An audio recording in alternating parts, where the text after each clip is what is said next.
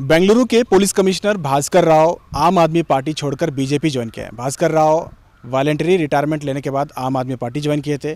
Covid के दौरान इनका काफ़ी अच्छा काम रहा था, लोगों में काफ़ी मकबूल रहे थे, मुसलमानों में भी काफ़ी मकबूल रहे हैं क्योंकि कोविड के दौरान इन्होंने काफ़ी अच्छे काम किए। ख़ास करके इनका जो दौर था वो सीए एनआरसी के दौरान जो प्रोटेस्ट हुए थे, उस वक्त एक पुलिस कमिश्नर थे, उस वक्त उन्होंने कोई नुकसान होने नहीं दिया था, काफ़ी अच्छे से मैनेज किया था। इस वजह से भी भास्कर राव को काफ़ी लोग पसंद करते हैं। लेकिन अचानक जब बीजेपी ज्वाइन किए हैं तो काफ़ी लोगों के दिलों में कई सवालात आए हैं। यही सवालात लेके हम इनके पास आए हैं। आइए जानते हैं भास्कर राव क्यों आम आदमी पार्टी छोड़े हैं और क्यों बीजेपी ज्वाइन किया। साहब, आपका इस्तकबाल है। सबसे पहले जानना चाहेंगे आपने आम आदमी पार्टी क्यों ज्वाइन की थी और क्यों छोड़ा? मैं बहुत सारे तमन्नाओं और जुनून के साथ में और जज्बात होके आम आदमी पार्टी ज्वाइन किया था, क्योंकि पिछले 32 साल से नौकरी करने के दौरान सारे पार्टियों को बहुत करीब से देखा था। मैं सोचा कि ये एक पार्टी नई पार्टी है, नए ख्यालात हैं, इससे कुछ बदलाव आ सकती है करके ये मेरा सोच था। लेकिन पार्टी के अंदर जाने के बाद में वैसा नहीं रहा। वो एक पार्टी को एमएनसी के तरह चलाते हैं और ऊपर से कुछ तनख्वाह लेने वाले लोगों को उन्होंने रखा है, जो कि लीडरों को बोलते हैं ऐसे करो वैसे करो, और उसके अनुसार ऊपर उनको मैसेज आता है। लीडरों को ग्रोथ के लिए कोई स्कोप नहीं रहता था, और जो मैं कह रहा हूँ सही कह रहा हूँ, आप कह रहे हो हमेशा गलत कह रहे हो, उस तरह का रवैया हुआ था करता था, और कोई सुनने के लिए तैयार नहीं था। लेकिन अभी क्या है ना कि नौजवानों के अंदर एक नया स्पिरिट था कि चलो नया पार्टी है, कुछ करते हैं करके। केवल मैं ही नहीं छोड़ा हूँ, बहुत सारे लोग छोड़ के चले गए पार्टी, क्योंकि मैं एक पुलिस कमिश्नर रह चुका हूँ, और जब मैं आम आदमी पार्टी ज्वाइन किया था तो नेशनल लेवल में भी इसमें काफ़ी हलचल हुआ, स्टेट लेवल में भी हलचल हुआ। मेरे से काफ़ी उम्मीद थी लोगों को। लेकिन ये पार्टी में लोग तनख्वाह लेने वाले लोग काम कर रहे हैं, और आप लीडर को तनख्वाह दे के थोड़े आप काम कर सकते हैं। लीडर को तो लीडर्स क्रिएट करना है, यहाँ लीडर क्रिएट करना की चाहती नहीं है इनको। लोग इनकी पार्टी छोड़ के चले जाते हैं क्योंकि ये बड़ा एक तरफा है इनका। एक हुआ। दूसरी बात यह है कि कोई आइडियोलॉजी नहीं है इस पार्टी में कि करना क्या चाहते हैं करके। कुछ चंद स्कूलों को, अस्पतालों को उन्होंने दिल्ली में ठीक किया और बोलते कि हम सब जगह वही करेंगे, ऐसे करेंगे वैसे करेंगे करके। और तीसरा, इनका कोई इकोनॉमिक डॉक्यूमेंट भी नहीं है। और चौथा, जो ये शराब का घोटाला जो हुआ, मैं तो बार बार कहा ऊपर में भी कि अपनी सफाई दो कम से कम, क्योंकि जब लोग डोर टू डोर कैंपेनिंग जाया करते थे, लोग उनसे पूछते थे कि भाई आप तो कट्टर ईमानदार बोलते हो अपने आप को, लेकिन आपके पार्टी के लोग क्यों जेल जा रहे हैं, उनके ऊपर में उनके घरों पर छापे मारे जा रही है, और कुछ निकले या ना निकले लेकिन आपके ऊपर में एक शक का साया खड़ा है करके। तो मैं बार बार बोला कि आपको क्या है, एक वाइट पेपर तो कम से कम दो करके, इनको इससे कोई मतलब है। और मोस्ट इम्पॉर्टेंट था कि मैं इतने साल नौकरी करने के बाद में काफ़ी मुझे तजुर्बा मिला है। हम जैसे लोगों के कोई तजुर्बे का कोई कीमत ही नहीं है वहाँ पर तो। और कोई एमबीए किया हुआ छोकरा जो कभी चुनाव ही नहीं लड़ा है, ना कोई सियासत देखा है, अगर आप उसकी बातें सुन रहे हो, और फाइनली सोशल इंजीनियरिंग का आपको कोई ध्यान ही नहीं है। आपको कर्नाटक में आपको Lingayat community, Vokkaliga community, other backward classes, schedule caste, schedule tribe, minorities, उसमें आपको मुस्लिम्स हो, क्रिश्चियंस हो, और कन्वर्टेड क्रिश्चियंस हो, और टेमिलियंस हो, इनका उनका कोई एहसास ही नहीं है। मैं तो बहुत बार इनको एक वर्कशॉप भी बना के जो है बड़े जुनून से आते हैं। सो इस उम्र में इनके साथ में, ये छोटे उम्र मेरे से जो 20-22 साल छोटे लड़के हैं, उनसे लड़ते रहना मेरे लिए टाइम बर्बाद करने जैसा है। सर, एक बात ये बताएं कि आप आम आदमी पार्टी पे इल्ज़ाम लगा रहे हैं कि वो टेक्निकली स्ट्रांग नहीं है, जबकि आम आदमी पार्टी ने दिल्ली में एक ऐसा इनकलाब लाया, बीजेपी और कांग्रेस जैसे दोनों बड़े पार्टियों को उन्होंने हराया, और ऐसा हराया कि वो दोबारा आज तक जो है कामयाब होने में उनके लिए मुश्किलात आ रहे हैं। तो ऐसी पार्टी को आप ये इल्ज़ाम लगा रहे हैं, हो सकता है कि वो साउथ इंडिया के लिए और भी कुछ उनका प्लान रहा हो। आपने कहीं जल्दबाजी तो नहीं की छोड़ने में पार्टी? सी देखिए, वहाँ जो हुआ उसके बारे में मैं कुछ नहीं कहना चाहता हूँ, मैं यहाँ की बात कहना चाहता हूँ। यहाँ पर हम पार्टी को खड़ा कर सकते थे। मैंने तो यहाँ पर तैयार किया था कि हमको 10 विंग बनाना चाहिए, और जैसे youth wing, women wing, SC wing, ST wing, Dalit wing और ओबीसी विंग, बीदी बदी व्यापारी मतलब जो रोड पर जो वे है उनका वर्तक मंडली, स्टूडेंट विंग और प्रोफेशनल्स विंग, और उसके बाद में किसानों का रैयत विंग। ये इनको इस सब चीज़ से मैं बोला कि जितने लोगों को आप पोजीशन दोगे ना वो पार्टी को खड़ा करेंगे। आप देखिए, आज देखिए ये कुछ बड़ा मतलब अजीब तरह का हम ग्राम संपर्क अभियान करेंगे। अरे ग्राम संपर्क अभियान करने के लिए लीडर तो चाहिए ना कोई।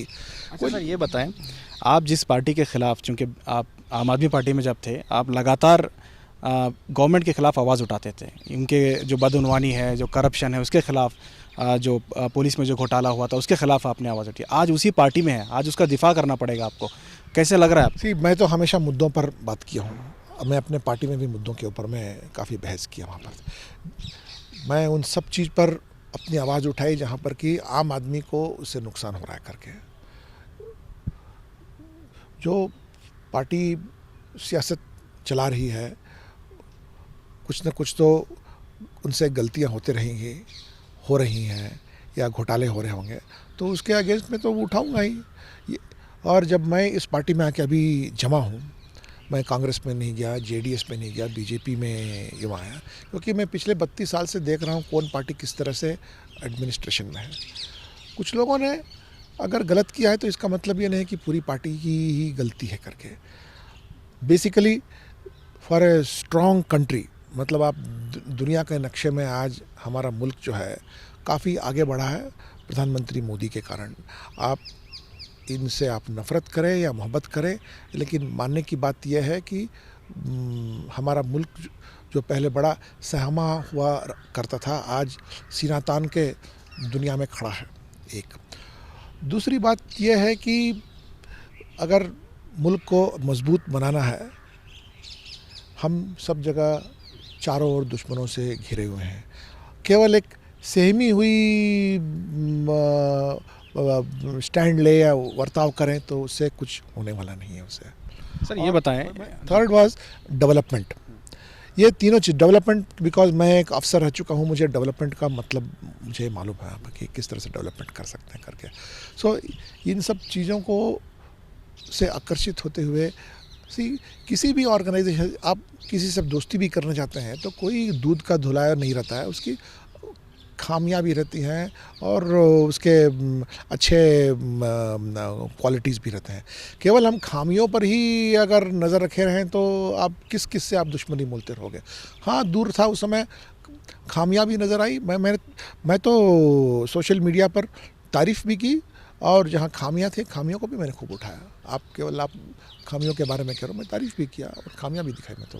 सर ये बताएं कि आपने जब ज्वाइन किया था पार्टी, बीजेपी ज्वाइन किया, तो आपका एक स्टेटमेंट मैं सुन रहा था। आपने कहा था कि मैं बचपन से ही आरएसएस में हूँ, यानी बहुत पहले से आरएसएस में हूँ। यही बयान आपका कभी आम आदमी पार्टी में आपने नहीं किया। आरएसएस से आप दूरी बनाए रखते थे जब तक आप आम आदमी पार्टी में थे। जैसे ही आपने बीजेपी ज्वाइन किया, आपने कहा कि मैं पहले से आरएसएस में हूँ। आप एकदम ठीक कह रहे हो, एकदम ठीक कह रहे हैं। आरएसएस से आपको क्या घृणा है?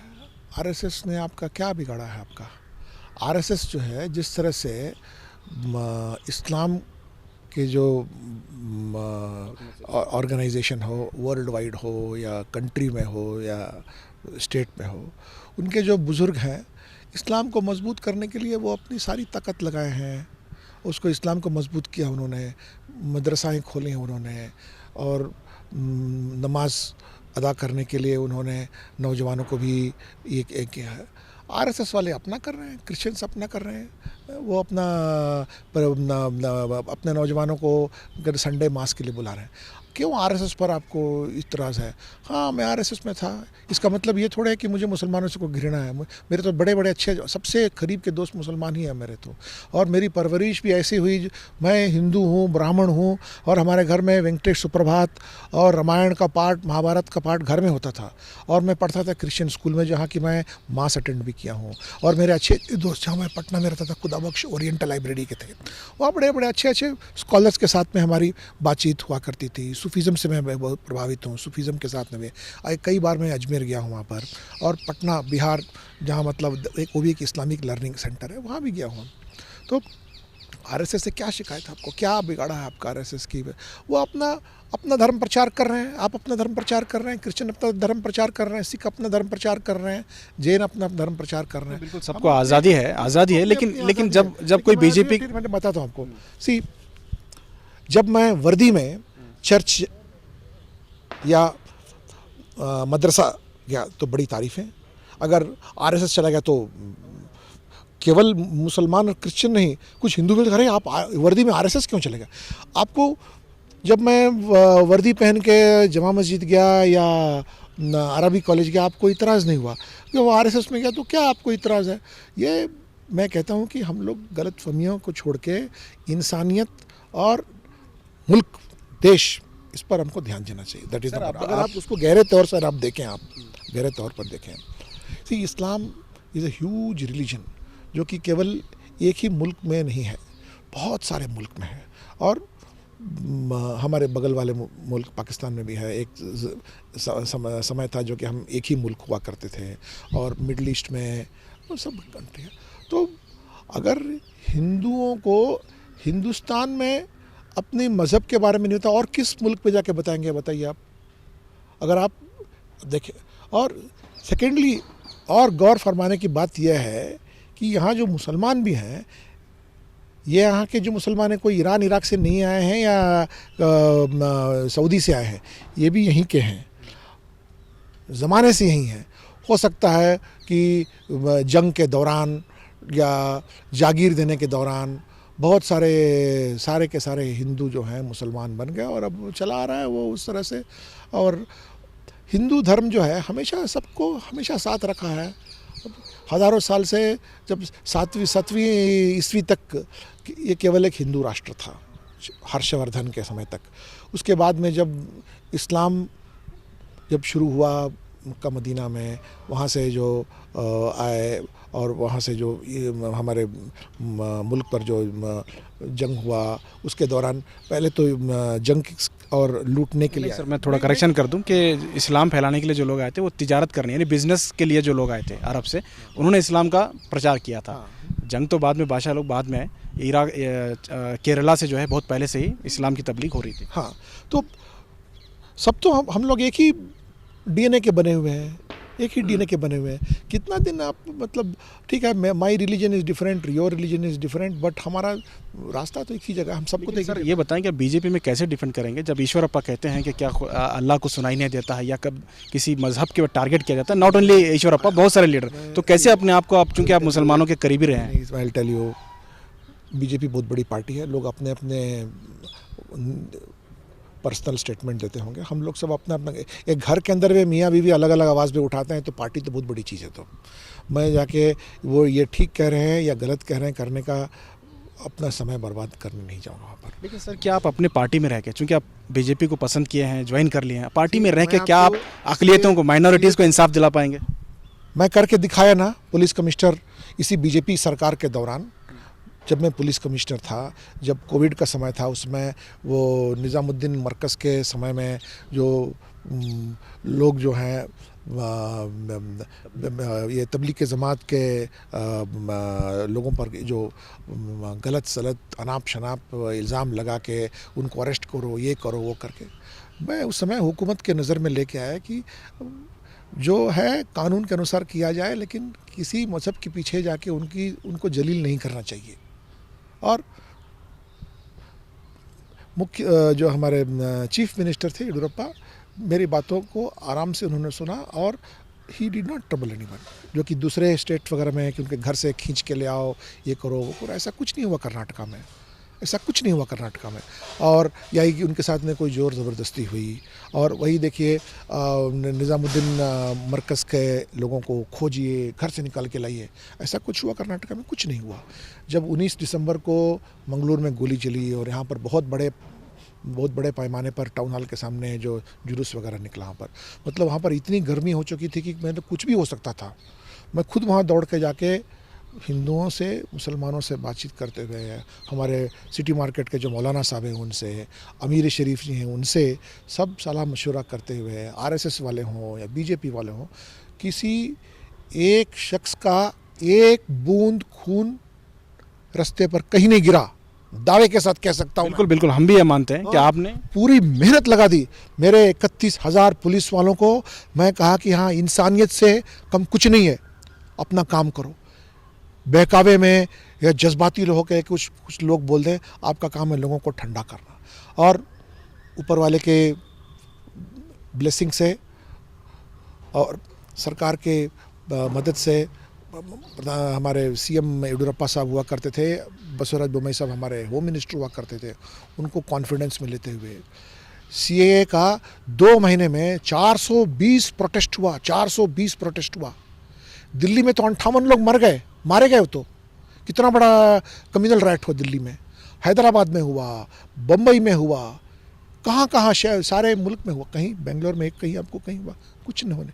और 24 घंटा हम सोशल मीडिया पर खुद मैं नज़र रखता था और हमारे सीनियर अफसरों को उस पर नज़र रखा था कि मेरा मकसद है, अगर मैं शहर का कोतवाल हूँ, कोतवाल का फ़र्ज़ बनता है कि सबकी हिफाजत करना उनको। तो क्या सर आप अपने एज ए कमिश्नर आपने अपनी जिम्मेदारी निभाई, तमाम लोग आपकी तारीफ़ करते हैं, क्या आप बीजेपी में रह के आप अपना फ़र्ज़ अदा कर सकते हैं? क्योंकि आपके सामने एक चैलेंज ये भी है कि मंगलूर में, आपने मंगलूर का जिक्र किया, वहाँ पे एक हिंदू का मर्डर होता है, उसको मुआवजा दिया जाता है 25 लाख रुपीज़। वही मुस्लिम का होता है तो उसको मुआवजा नहीं दिया जाता है। ऐसे जो मामला डिफ्रेंशिएट किया जा रहा है, इसमें आप कैसे बीजेपी में रह के इंसाफ दिलाएंगे? देखिए, जहाँ तक जो मेरे नज़र तक आए, जहाँ चाहे मुझे एक डिसीजन लेने का मौका मिलेगा, मैं तो इंसानियत के तौर पर डिसीजन लूँगा। अभी तो मैं आया हूँ यहाँ पर अभी तो आया हूँ। यहाँ पहले क्या हुआ, क्यों नहीं हुआ, कैसे होगा, करेंगे कि नहीं करोगे। एज ए पुलिस कमिश्नर भी तो मुझे सेम चैलेंजेस था। एज पुलिस कमिश्नर में जब मैं निभा चुका हूँ, तो अगर मुझे और बड़ी जिम्मेवारी मिलेगी तो और अच्छी तरह से निभाने का मुझे मौका मिलेगा। ये कहना कि हम सब गलत फहमियों के शिकार में हैं। और I will tell you, not only यहाँ पर अमंग हिंदूस, मैं आपको खुल के बोलना चाहता हूँ, बहुत जगह में मैंने अपने मुसलमान भाइयों के साथ भी कहा कि हम सबको साथ रहना है। अगर आप अकेले पड़ जाओगे, अब वो उड़पी में वो हिजाब हलाल वगैरह का जो आपका साथ कोई नहीं दिया, ना क्रिश्चियन भी नहीं दिया, जैन भी नहीं दिया, या दूसरे माइनॉरिटी वाले कोई नहीं दिया। मैं तो बहुत जगह कहता हूँ कि दोस्ती बनाए रखो, ताकि आपका जंग हम आके लड़ें, आपकी तरफ से आके। आप अपने आप को अकेले क्यों छोड़ देते हो? सर, सवाल ये है कि क्या डीजे केजरीवाल इंसिडेंट आप होते तो नहीं होता? मैं ऐसा कुछ नहीं बोलना चाहता हूँ अपनी तरफ से, लेकिन इस तरह के काफ़ी इंसिडेंट जो हैं सीए एनआरसी के दौरान, इससे भी ख़तरनाक चीज़, मेरा एक सिस्टम था जो कि मैं 25-30 इंस्पेक्टर डीएसपी को मैं सोशल मीडिया सेल में 24 घंटा रखा करता था और सारा सोशल मीडिया मॉनिटरिंग करता था। और जैसे कुछ भी खबर आए, तुरंत किस हैंडल से वो खबर आया है, या गलत खबर आया या फ़िरका परस्ती खबर आया, तुरंत उसका मोबाइल नंबर लेके उसको कांटेक्ट करके, अगर कांटेक्ट में नहीं है, तुरंत एक हौसला या मोटरसाइकिल या दौड़ा के उसको ला के वहीं उसको डिलीट करा के उसके ऊपर में जो कानूनी कार्रवाई करनी थी कर लेता था। वो भी बड़े तरह से कानूनी कार्रवाई नहीं करता था, नहीं तो वो भी एक अलग तरह का न्यूज़ होके उसका भी फ़ायदा लोग उठा सकते थे। उसको जहाँ था वहीं बंद। मतलब वो एक ऐसे दौर से हम गुज़र रहे थे जो कि घाव बहुत गीला था उसमें।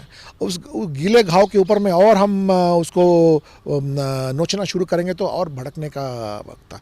तो फॉर्चुनेटली हम उस दौर से जब पार हो गए, उसके बाद हमारे सामने कोविड आ गया। तो कोविड एक अलग तरह का प्रॉब्लम था, उसको हम डील करते हैं। लेकिन बेसिकली ये लैक ऑफ ट्रस्ट जो है, इस ट्रस्ट को मैं ब्रिज कर सकता हूँ। और आप लोग सब गवाह हैं कि किस तरह से मेरी पूरी पुलिस डिपार्टमेंट जो है, ये हिंदू मुस्लिम का जो ये क्या रिलेशनशिप को इतना अच्छी तरह से निभाया, मतलब ना समझी या गलत खबरों के अनुसार। आजकल तो गलत खबर तो बहुत आग की तरह फैलती है, उसको बुझाना हमारा काम रहता है जितना जल्दी है। और मेरी टीम बहुत अच्छी तरह से इस जहाँ भी गलत खबर निकला करती थी उसको हम लोग तुरंत वहीं उसको आग बुझाते थे। सर बिल्कुल आपके दौर में काफ़ी अच्छा काम हुआ है, लेकिन ये बताइए कि बीजेपी में रहते हुए आप क्या कर सकते हैं? सबसे इम्पोर्टेंट सवाल ये है कि बीजेपी में चुनाव है, चुनाव के बिल्कुल करीब आप जो है बीजेपी में ज्वाइन है, आपको कुछ ऐसी ऐसा ऑफर इम्पोर्टेंट है क्या, कोई ऑफर दिया गया आपको? बीजेपी में रह के आप क्या कर सकते हैं? सी एक क्या है ना कि हुकूमत से किसी को भी दूर नहीं रहना चाहिए, हुकूमत के फ़ायदे उठाने चाहिए। और हुकूमत से नफ़रत करोगे तो भाई आपका अपना पर्सनल ये है, लेकिन हुकूमत से फ़ायदा उठाना चाहिए हमेशा। आप अपने ड्राइंग रूम में आप बैठ के आप उसका everybody has got a right and a democracy, चाहे कोई किसी की क्रिटिसिज्म कर सकता है। मेरा मकसद यही रहेगा कि जो लोग हुकूम बीजेपी से दूर चले गए हैं, अगर आपको बीजेपी के बारे में कोई गलतफहमी है तो उस गलतफहमी को साफ़ करने के लिए मैं आपके बीच में खड़ा हूँ। अगर मेरे ऊपर आपको भरोसा है, तब आपने मेरे ऊपर भरोसा किया है, बहुत भरोसा किया मेरे ऊपर में। आपने CAA NRC के दौरान हो या खुद्दू साहब दरगाह का समय जो जुलूस निकाला, मेरे ऊपर भरोसा किया और आपने मुझ पर भरोसा किया, इसलिए हम भी दिन रात काम मेहनत करके हम भी आपकी हिफाजत के लिए जो हो सके हम किए। अभी भी करेंगे, कल भी करेंगे, जब और बड़ा मौका आएगा तभी भी करेंगे। क्योंकि ये जो माइंड का जो बैटल है ना, कभी कभी मुस्लिम के माइंड में बीजेपी RSS हमारा नुकसान करेगी, हमारा नुकसान करेगी, उसके बीच में मैं खड़ा होकर मेरे से जो हो सकता है मैं करने के लिए तैयार हूँ, जो मैंने एज पुलिस कमिश्नर किया। और यहाँ सबसे मेन चीज़ मैं यही कहना चाहता हूँ कि हुकूमत से का फ़ायदा उठाइए, आप दूर मत जाइए हुकूमत से। आप सर ये बताइए आपका पॉलिटिकल अब मूव क्या है, क्योंकि आप इलेक्शंस के बिल्कुल करीब बीजेपी ज्वाइन किए हैं, कोई कॉन्टेस्ट करने का प्लान है या कोई खुसूसी ऑफर दिया गया आपको, कुछ क्या है? ये पार्टी बहुत बड़ी पार्टी है, पार्टी मुझे अच्छी तरह से पहचानती है। मुझे पार्टी के ऊपर भरोसा है कि वो मुझे कोई ना कोई एक जिम्मेवारी देगी। अगर जिम्मेवारी दी तो मेरा यही प्रायोरिटी रहेगा कि जो लोग बीजेपी से दूर हैं या बीजेपी से के बारे में उनको कोई इस तरह की जो नेगेटिव फीलिंग्स वगैरह वगैरह है, उसको दूर करने के लिए दोनों तरफ से हाथ बढ़ाने का, पूरी ताकत से मैं हाथ बढ़ाने के लिए उसके लिए तैयार हूं। अच्छा सर ये बताएं, अभी आप बीजेपी में ज्वाइन हुए, क्या मुसलमान ये मान लें कि आप के ज्वाइन होने के बाद बीजेपी में भी परिवर्तन देखने को मिलेगा? क्या हुबली में 150 बच्चे जो अंदर हैं, जिन पर गैर ज़रूरी UAPA लगा कर अंदर किया गया है, उन पर कहीं ना कहीं रिलीफ होगा, या फिर जो हलाल अजान इस तरह के इश्यूज हमें पहले देखने को मिले थे अब नहीं देखने को मिलेंगे? सी क्या है ना कि मैं तो अपने तरफ से मैं तो बहुत छोटा हूँ इस चीज़ में, पार्टी हमसे बहुत बड़ी है। और अभी पार्टी के अंदर में भी और संघ के अंदर में भी बहुत बदलाव के हवा मतलब झोंके आप दिख रहे हैं। वो मोहन भागवत जी जो हमारे सर संचालक हैं RSS के, उन्होंने भी बहुत सारे मुसलमान लीडर्स को बुला के उनके साथ बातचीत की और जो यूपी में भी है उनको भी अपने साथ में लाने के लिए कोशिश की उन्होंने ये भी बताया कि भाई हम तो सब एक ही खून, हमारे शरीर में एक ही खून बह रहा है वो। सो इस तरह से मतलब छोटे छोटे स्टेप से, क्योंकि पार्टीशन के बाद में इतना घाव गहरा हो चुका था कि उसको बार बार पहले जो हुकूमत की अरे वो RSS है, वहाँ RSS ऐसा करेगा वैसा कर, मतलब डरा के दूर कर दिया। तो डरा के दूर। मैं तो ये कहता हूँ, मैं कुछ कंट्रीज ट्रैवल करके आया हूँ, our Muslim brothers and sisters practising different faith are very happy in our country. यहाँ शिया भी खुश, सुन्नी भी खुश, और बाकी जितने अलग अलग ग्रुप्स हैं सब भी खुश हैं यहाँ पर। और हमारे कॉन्स्टिट्यूशन में जितना रिलीजियस फ्रीडम दी जाती है, शायद ही कोई मुल्क में इतनी दी जाती है। आप चाइना में देखिए, आप एक आखिरी सवाल में देखिए, पाकिस्तान में कोई हिंदू कोई आवाज़ उठा सकता है क्या? कोई हिंदू कोई आवाज़ उठा सकता है? नहीं उठा सकता। बांग्लादेश में कर सकता है क्या? नहीं कर सकता। केवल हमारे मुल्क में कर सकते हैं वो तो कोई भी। और हमारे मुल्क में तो अच्छे एग्जाम्पल भी है, अच्छे पोजीशन पर हैं। तो मेरा हमेशा आगे का मकसद रहेगा कि नौजवानों के लिए एक अच्छा मौका मिले और माइनॉरिटीज़ के लिए अच्छे अच्छे मौके मिले उनको जहाँ से हो तक उनको मेन स्ट्रीम तक खींच के ले आए। आज की तारीख में देखिए माइनॉरिटीज़ का ये हाल है कि वो शेड्यूल कास्ट और शेड्यूल ट्राइब से भी बदतर उनका इकोनॉमिक कंडीशन है और सोशल कंडीशन है। वो तो हम ठीक कर सकते हैं ना, उसके लिए तो कोई पाबंदी नहीं है या कोई उसके लिए मजबूरी नहीं है, कॉन्स्टिट्यूशन में प्रोविजन। ऐसे ऐसे चीज़ों से अगर उनको हम आगे लाएँ। और मैं ये भी देखूँ एक पुलिस अफसर के इतने सारे नौजवान जो है पासपोर्ट ले लेके सब मुल्क छोड़ के चले जा रहे हैं। इनको अगर यहीं पर उनको एक हौसले का क्या कहते हैं एक एटमॉस्फेयर बनाए उनको यहाँ पर और मौका दे तो शायद सब लड़के ही रह जाएंगे यहाँ पर। तो लेकिन वो जाके भी देश का ही भला कर रहे हैं, क्योंकि वहाँ से पैसा इंडिया ही आता है। आ रहे हैं वो तो खैर उनको, वो भी अपना भी भलाई है, देश का भी भलाई कर रहे हैं, लेकिन अपने ही मुल्क में तो उनको मौका मिल सकता है ना, वो भी तो कर सकते हैं ना। तो ये जो है मैं तो कहता हूँ इट इज़ हाई टाइम हम लोगों के अंदर में जो परसेप्शन है ना एक दूसरे के कि मुझे तुमसे डर लगता है, तुमको मुझसे डर लगता है, वो डर चले जाना चाहिए। अच्छा सर, एक आखिरी सवाल ले लेता हूँ। आज का ही ताज़ा मामला देखिए, राहुल गांधी को उनकी जो मेंबरशिप है लोकसभा की, उससे खारिज कर दिया गया और 2 साल की उनकी सज़ा भी हो गई है। अब कांग्रेस का ये कहना है कि डेमोक्रेसी को ख़त्म करने की कोशिश है। उद्धव ठाकरे ने भी ट्वीट किया है कि ये कहीं ना कहीं चोर को चोर कहना आज के ज़माने में गलत है, क्योंकि अडानी पर राहुल गांधी ने शिकंजा कसा था, यानी बयानबाजी की थी, उसके एवज़ में ये कार्रवाई हो रही है, उनका कहना। आपका क्या कहना है? देखिए उनके ऊपर जो सज़ा हुई है उसके लिए अदालत में अपील करने का जरिया भी तो है अपना legal. It is a legal decision, so legal decision के लिए लीगल रेमेडी भी तो है, अपना लीगल रेमेडी निभाएं, वो अपना लीगल रेमेडी निभाएं। वो ये कोई नई चीज़ नहीं है, जब वो सत्ता में थे तो उन्होंने क्या क्या जुर्म किया लोगों पर, वो भी कोई नया चीज़ नहीं है। सो ये पॉलिटिक्स का क्या कहते हैं, ये डिसीजन जो है उनको भी तो रास्ता है, वो कोर्ट है, सुपर हाई कोर्ट है, सुप्रीम कोर्ट है, वहाँ आपने जाके अपील करें। वहाँ पर nobody, constitution is most powerful. हम लोग तो आते जाते लोग हैं, हम लोग तो। बहुत बहुत शुक्रिया सर, काफ़ी तफसीली बातचीत भास्कर राव साहब ने हमें दी और कई अहम सवालात के जवाब भी दिए। हालांकि बीजेपी में जाने के बाद बहुत सारे लोग चौंक गए थे, क्योंकि आम आदमी पार्टी में रहकर वो सेकुलरिज्म की बात करते थे। अचानक बीजेपी में जाने के बाद बहुत सारे लोग इसलिए भी नाराज़ हुए कि नहीं, मैं सेकुलरिज्म की बात अभी भी करता हूँ। सबका साथ रहना चाहिए और कॉन्स्टिट्यूशन हमारा सबसे बेसिक डॉक्यूमेंट है ना। आप कोई भी चीज़ खरीदिए, कैमरा खरीदिए, फ्रिज खरीदिए, गाड़ी खरीदिए, स्कूटर खरीदिए, आपको किताब मिलती है उसके साथ में कि इसका सही इस्तेमाल कैसे होना चाहिए।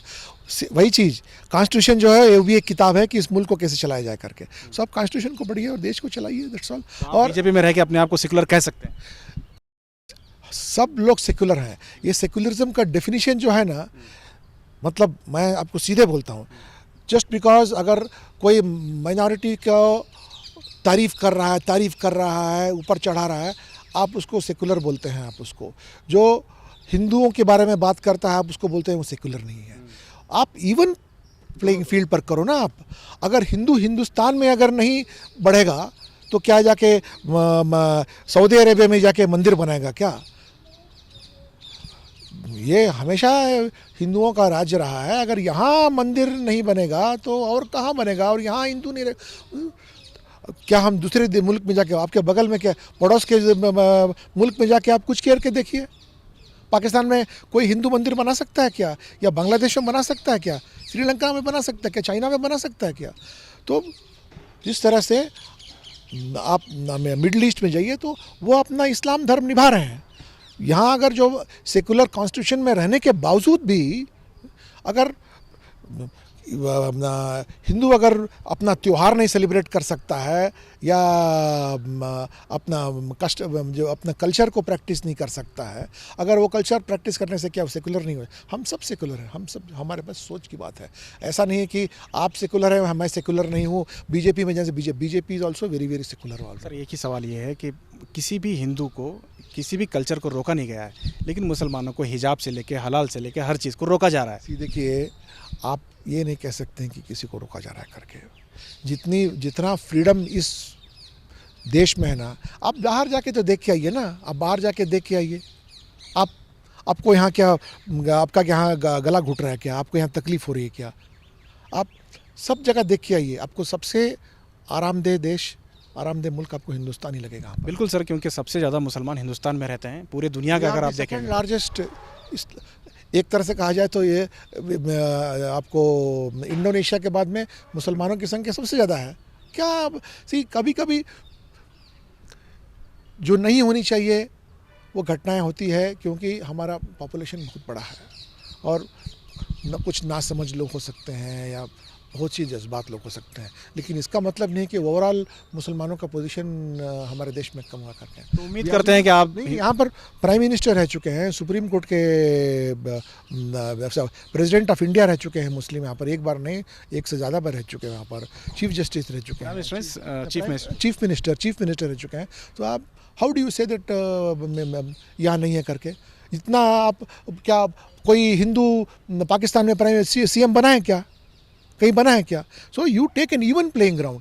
और अगर आप ऐसे सवालत करेंगे कि हाँ मुझे तकलीफ हो रही, तकलीफ, आम लोग सच में सोचेंगे कि हाँ हमको सचमुच में तकलीफ हो रही है। नहीं, ऐसी बात नहीं है सर, हिंदुस्तान में सब लोग मिलजुल के रहे हैं, लेकिन इन दिनों हाल ही में कुछ साल पहले से इस तरह के उर्दू मीडिया को भी मैं आपसे मैं दरख्वास्त करूँगा कि आप लोगों का हौसला बढ़ाइए। आप हौसला आप कम करेंगे ना, लोग घबरा जाएंगे। आप घबराहट कम करनी चाहिए और हौसला ज़्यादा बढ़ाना चाहिए। सबको कहीं कोई पाबंदी क्या, कोई फ़ौज में जाके भर्ती हो सकता है, एयरफोर्स में भर्ती हो सकता है, पुलिस में भर्ती हो सकता है, उसको मौके की कमी है, बस मौका दिलवाइए।